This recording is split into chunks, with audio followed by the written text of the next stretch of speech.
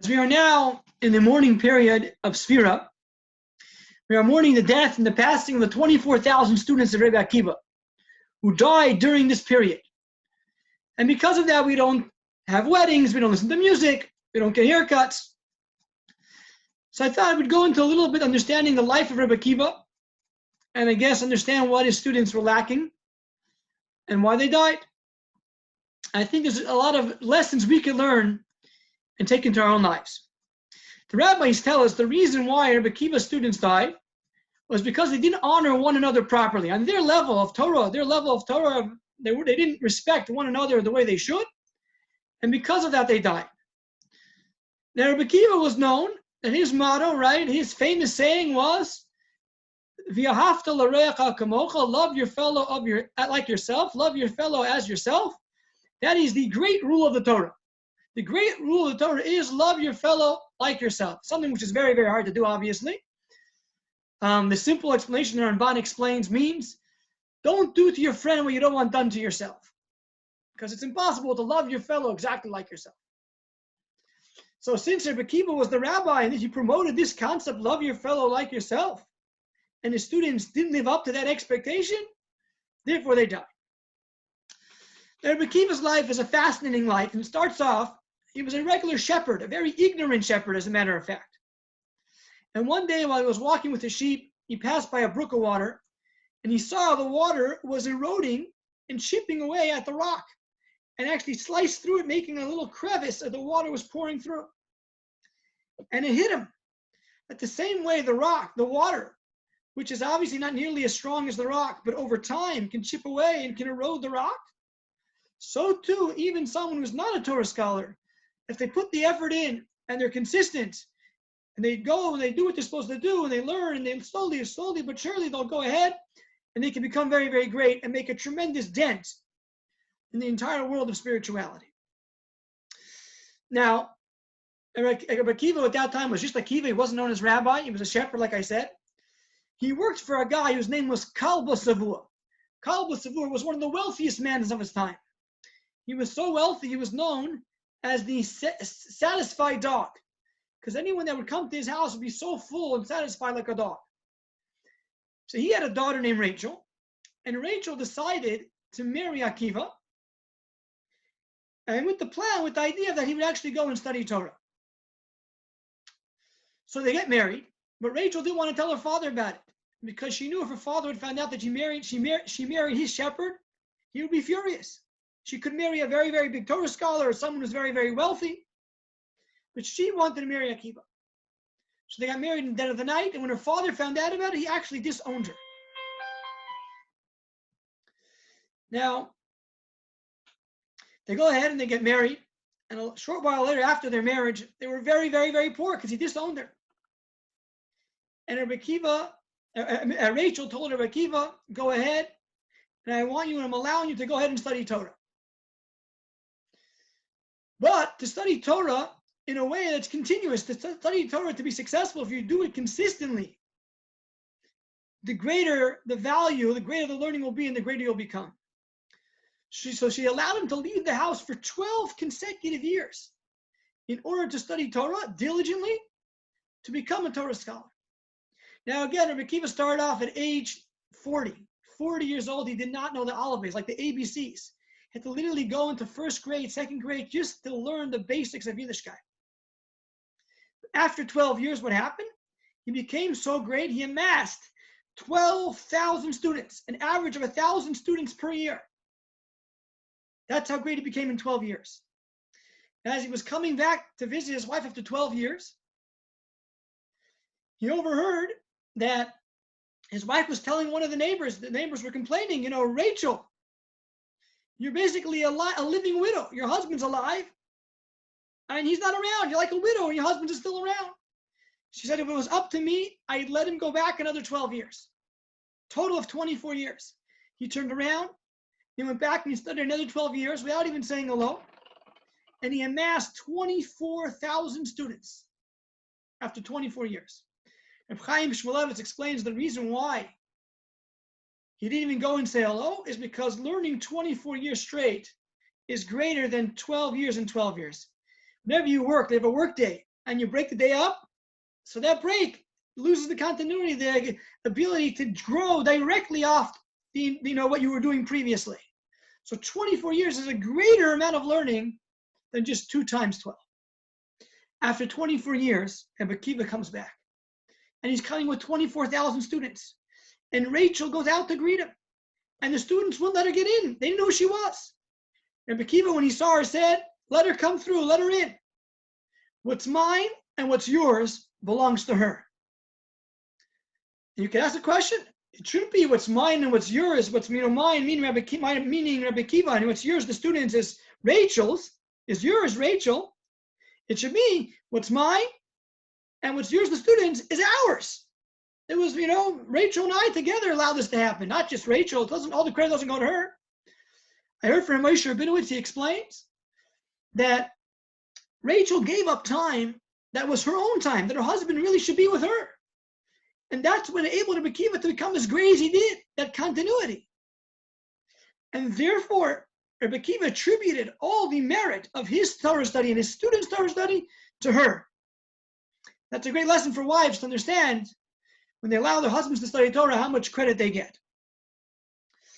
Now, there's 2 very fundamental questions I'd like to ask about Rachel and Rabbi Akiva. Number 1 is, why did Rachel actually marry Rabbi Akiva initially? When Rachel married him, he was an ignorant man. She could have married a Torah scholar, an already accomplished Torah scholar. Why take a chance with someone who's very ignorant? As well, how can you allow, a family to be broken up, husband and wife, 24 years?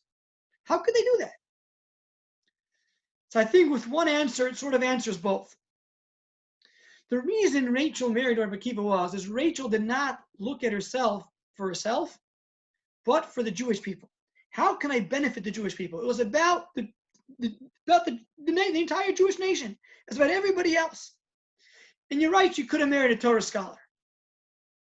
But guess what? If she would have married a Torah scholar, even if the Torah scholar would not have married her, he probably would still be a Torah scholar. She wouldn't be making a difference.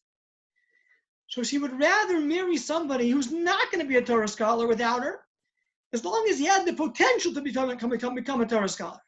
She saw in Rabbi Akiva the potential, says, I'm willing to give up to marry someone who's ignorant now to help him develop himself, because I see he has the potential to become great, and let the Jewish people have another great Torah scholar that would not be there otherwise. And he became the greatest of his time. There was once a doctor, very, very brilliant man. He was someone that, was always working on research, very, very brilliant medical researcher. And imagine one day he would come home to his family and tell them, listen, I have a project I'm working on. It's the cure of cancer. But it's going to take me 10 years to work on it, to perfect it, to get it right. But those 10 years, I need really diligent, studious concentration. And I can't be interrupted by Thanksgiving dinners or by July 4th, get-togethers or bar mitzvahs or weddings. I need to be almost in seclusion. And he asked his family around the dinner table if they're willing to give it up. And they say, listen, as difficult as it is for us, this is the best for mankind. How can we say no? Said Rachel and Rabbi Akiva, this was the best for the Jewish nation, for Rabbi Akiva to go and learn diligently for 24 years. He became the only Jew, greater, even more than Moshe Rabbeinu, more than Moses, to reach the 50th level of holiness. Moses had a vision of Rabbi Akiva when he was in the heaven getting the Torah from Hashem. And he saw Rabbi Akiva teaching students, and he was able to expound upon every crown of every letter in the Torah, a very, very deep perception. And Moshe had even suggested maybe he should be the one to give the Torah. But then he heard that Rabbi Akiva, when he would tell over his students, he would always quote, and this is what Moshe said, Moshe received it from Hashem. Moshe was the conduit, so to say, for the Jewish people of getting the Torah from Shemayim, from heaven. But Rabbi Akiva reached tremendous heights. And he was the transmitter of the Torah from the previous generation to the next generation. So this is what they recognized, and this was their life's mission, was to transmit the Torah from one generation to the next. A very, very deep insight and perception of value, not about themselves, but about the Jewish people. And that is the essence of Rabbi Akiva. And I'm going to give you a number of other examples that really, really promote this idea.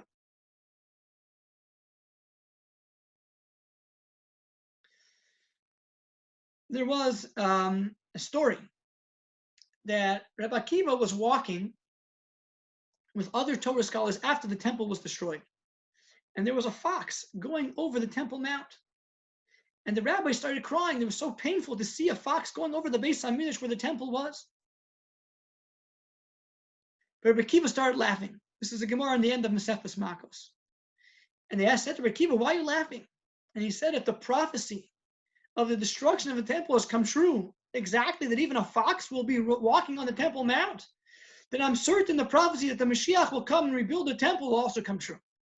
And he was able to find the goodness, see past the now, see deeper in, to bring out a positivity. There's another Gemara that says that there was a great rabbi, Shimon HaMsuni, and he explained every time it says the word S in the Torah, it comes to include something. Everyone except for one. Which one could he not expand upon? It says that you will Es Hashem Elokecha Tira, you will fear and you will fear Hashem. So there's nothing included similar to God to fear Hashem. How can you include anything else with fear of Hashem? Fear of Hashem is beyond, it is infinite. How could you compare anything else to fear of Hashem? Came along, and therefore he could not expand what is the word S, what is that and coming to tell us? What's coming to be included? Until Rabbi Akiva came, and Rabbi Akiva explained that S is coming to include the fear you have to give to Torah scholars. And he equated, so to say, the fear of Torah scholars to God. Something which is an amazing level to be able to do that. Something which is very hard to understand. How can you compare Torah scholars to God?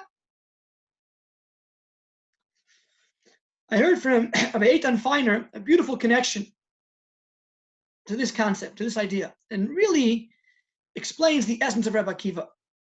And really, what Rabbi Akiva meant is his great rule, love your fellow as yourself.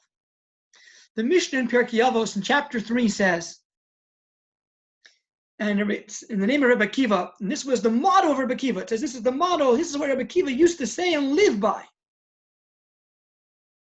Cherished is man that he was created in the image of God, and that God told us that we were created in his image, which means every single one of us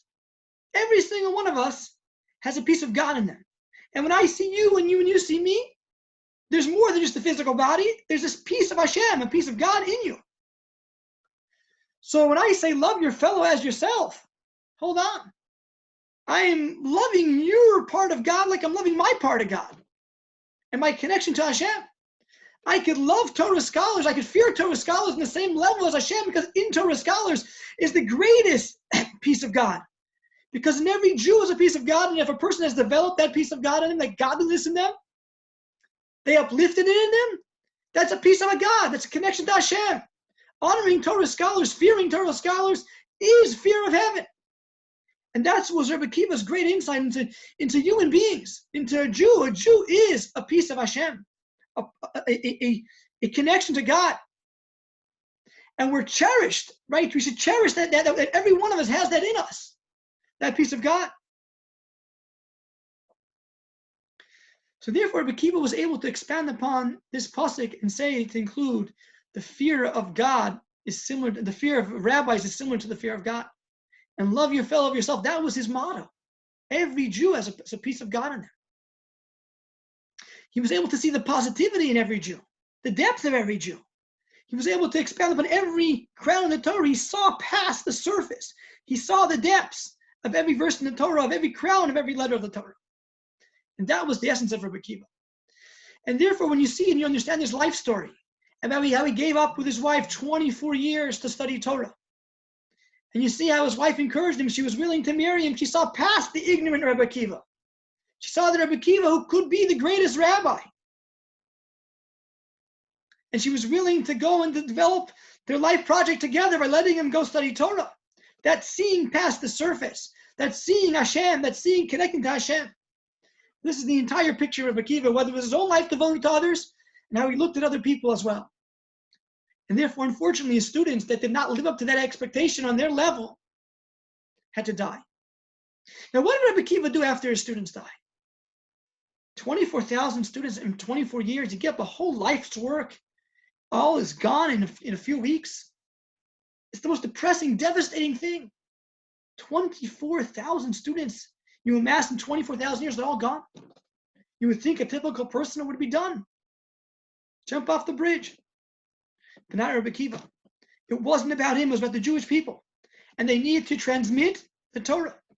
He started again with 5 students, and he worked with those 5 students and developed them. And those were the 5 students that continue the Torah to the next generation. Those 5, not the 24,000. And one of the reasons we mourn the 24,000 students, even though there was other tragedies in the Jewish people with a far greater number of deaths, millions of people that died, was because imagine if these 24,000 students would have not died.